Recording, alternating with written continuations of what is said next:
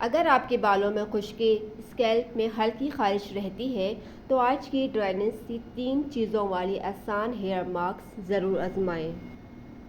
Aloe vera gel आपके scalp को सूद करेगा और आपके बालों की खुश्की और खारिश को ख़त्म करने में काफ़ी मदद करेगा। दही में प्रोटीन और प्रोबायोटिक्स होते हैं।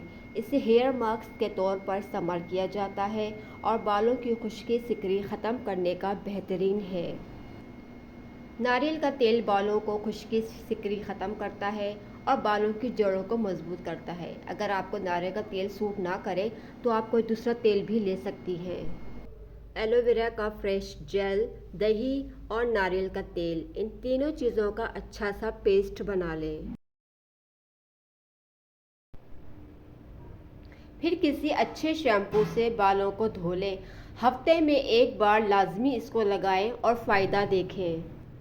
इसी तरह की हेयर और स्किन की आसान ब्यूटी रेमेडीज़ के लिए चैनल को सब्सक्राइब लाजमी कर लें।